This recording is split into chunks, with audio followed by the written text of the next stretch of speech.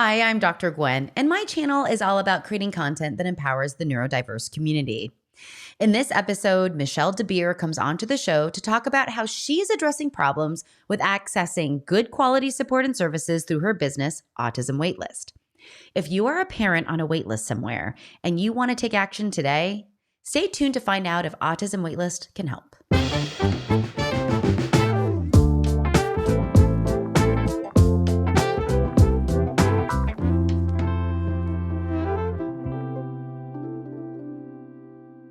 Welcome to the show. I am so excited to welcome Michelle DeBeer, owner of Autism Waitlist. Hi, Michelle. How are you?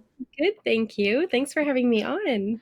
Yes. I think we realized that we had a Canadian connection. Mhm, mhm. When my audience, most of my audience is in the United States, but when you listen to Michelle, you'll hear her Canadian come out. So there was an automatic deep love of Michelle. Every time I hear a Canadian accent, I think, oh, that's home for me. So anyway, being Canadian aside, Michelle, you've come on the show to talk about such a cool kind of service and community that you're building, and not just in Canada, obviously, but talk to us about, tell us, what is Autism Waitlist? Yeah, so Autism Waitlist, I founded it last year, although I've been working online for a couple of years now, and it was born out of, we don't want to say the C word, but COVID, when it changed everything, right, for everyone, Yeah. and Yeah. really seeing that families were struggling even more for services in that time. They weren't able to maybe get in-person consultation. Kids weren't thriving working online, with professionals. And so I just saw families struggling even more. And so I adapted my services to go online. And then the idea was born of, well, what if?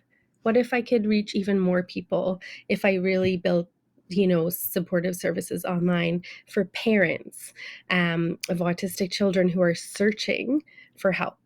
And so that's Yeah. where this was born out of. And I've done a couple of things so far, and I look forward to doing a lot more. I'm hoping to really impact a lot of families and help them. Yeah. Yeah. I mean, Michelle, when you're talking about this, it really echoes so many things for me. I mean, one of the reasons why I started my podcast was for very similar reasons. Got started during COVID, during the pandemic, and I noticed the same. I had the same observation, which is, anyone that was marginalized at all before COVID got completely screwed during COVID, Yeah. Yes. and so now, the communities that already were struggling to obtain support and services now really, really struggled with accessibility of service. Mhm. Right. And so how do we fill this gap? I love this concept of waitlist, right? Mhm. What do you do when you're on a waitlist? You Yeah. know? And again, speaking about COVID, and apologies, my voice is going. Speaking about COVID, what we really saw in Vancouver, and it's interesting to me that in every province, services are different. I don't Yeah. understand why that is. I don't understand why it needs to be harder for families to navigate, at all. But in Vancouver, what we saw is, the places that were doing assessment shut down completely. The clinic that I work out of, Able Developmental Clinic, we were quite proud we didn't shut down. Obviously, things were a bit slower while we figured things out. But the backlog from that at one point went to 3-year wait for an assessment. So when you're talking about, families who are struggling before COVID, now families were put on this wait list before they could even get any help. And the way it works here, I don't know in the States, but the way it works here is you need that diagnosis before you can access funding. So families were there, and I have a 5-year-old, and just trying to imagine if you're going, you have a little 2-year-old and you have to wait 3 years, then they're going into school and you've missed Yeah. over half their life of knowing and feeling confident in helping your child.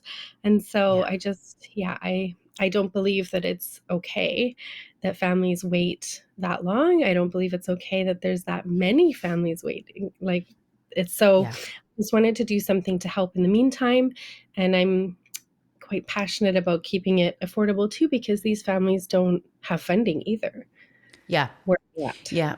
Yeah. Yeah. Money and accessibility are inevitably tied, right? Um, yeah. In the States, each state Mhm. has different ways in which they manage state-based money. So Mhm. it is different in California for someone else, maybe in Texas, or maybe someone else in Utah or New York, That's right? I don't understand Um, why it has to yeah, yeah. I kind of do, but for families, I don't. Why not make it easier, right? Yeah, and we have a long wait list too. I mean, not only I think COVID not only increased the wait, but it also, for whatever reason, and we don't have to get into those reasons, but removed people from actually working in the field, and so we have a huge shortage of workers or people who are willing to provide service, even though services are approved. Now Yes. we have no one to actually do them, and so. Right? So it puts parents squarely in the role of what in the world do I do, especially when kids are younger, when we know that intervention and supports can be very powerful at that time. Um, so Michelle, let's get into exactly how Autism Waitlist fills this waiting time, fills this gap. So talk to Yeah. us about the services and the supports that you have.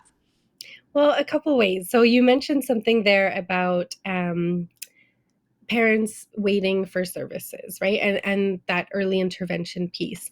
And I think so often parents are told, early intervention is key, you need to get started early, but then they're also told, well, we don't have anywhere to send you or any way to help you or any way for you to get those services.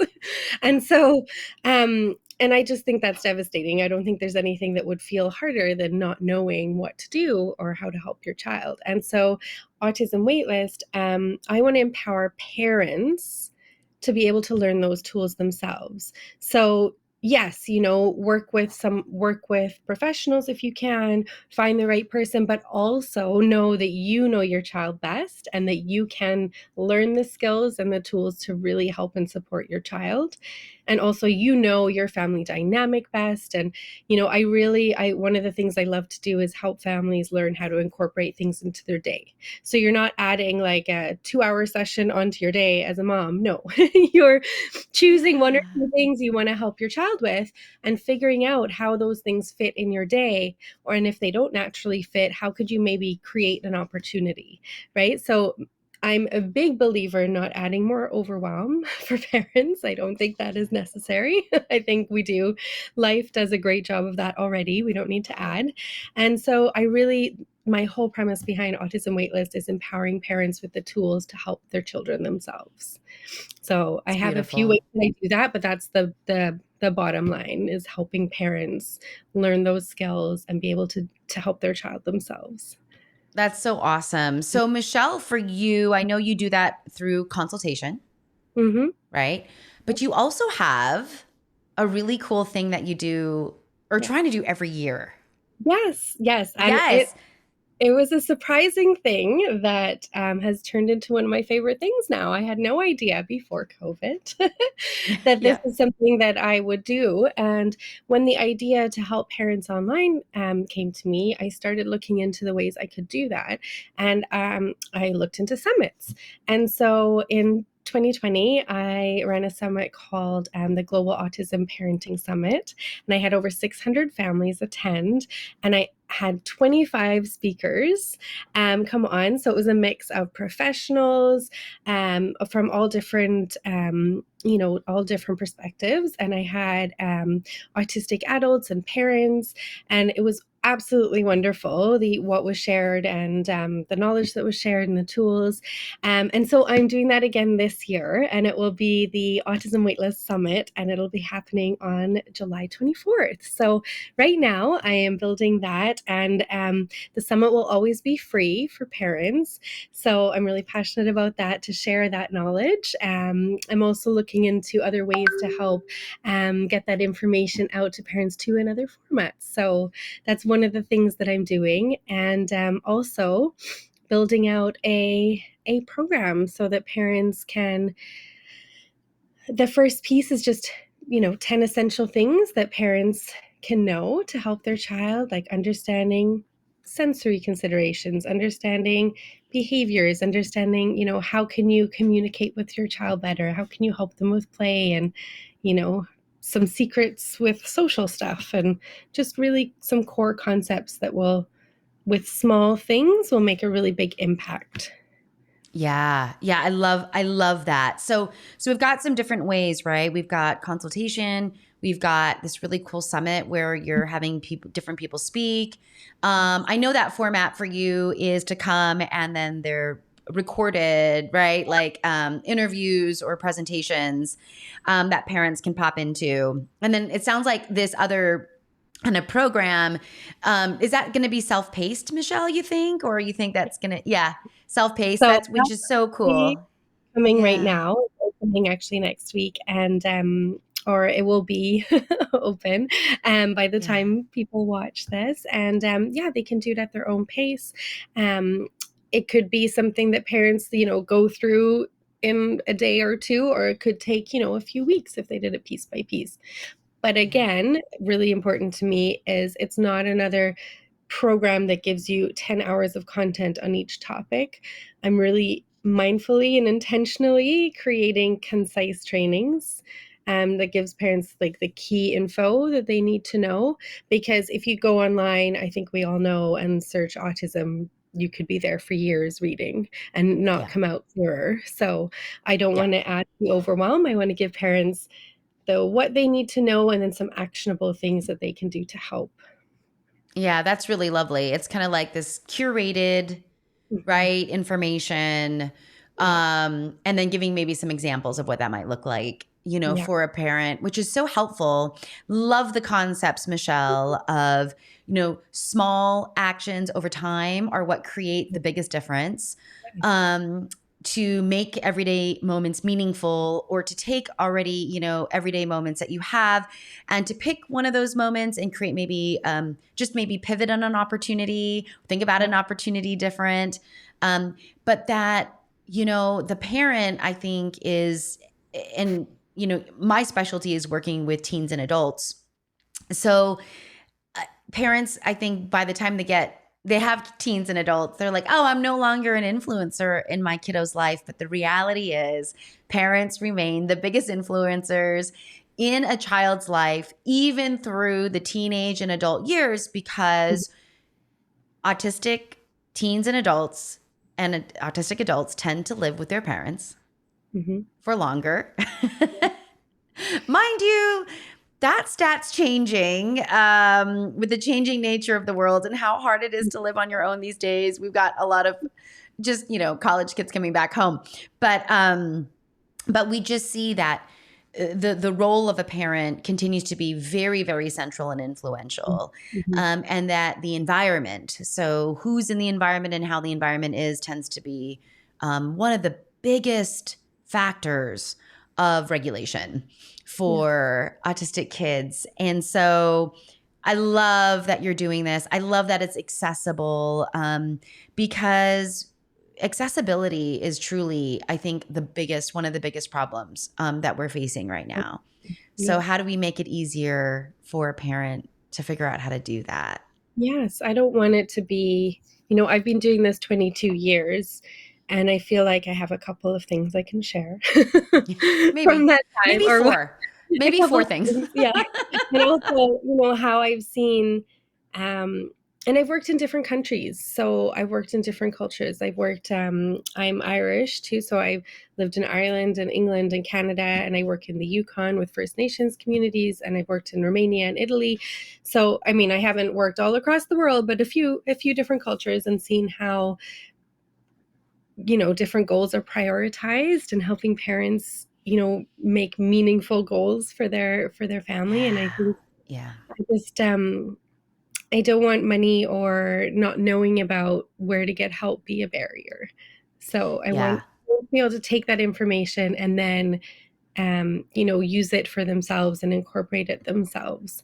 I'm also looking at ways that I can create a interactive or a dynamic piece where I guide, families on how to actually implement into their day over like a 5 or 10. So I'm just playing with that right now. So we'll see Nice. where that goes. Mhm. Nice. Great. That's so great, Michelle. I mean, removing barriers to accessibility is such a great thing. And, I thank you for being in the community. So let's talk about who Autism Waitlist is good Mhm. for. I mean, some of that is pretty evident, but I mean, let's get down to, maybe age Yeah. groups. I mean, you're speaking to parents, right? Yeah. But like, Yes. what do you find from a content perspective?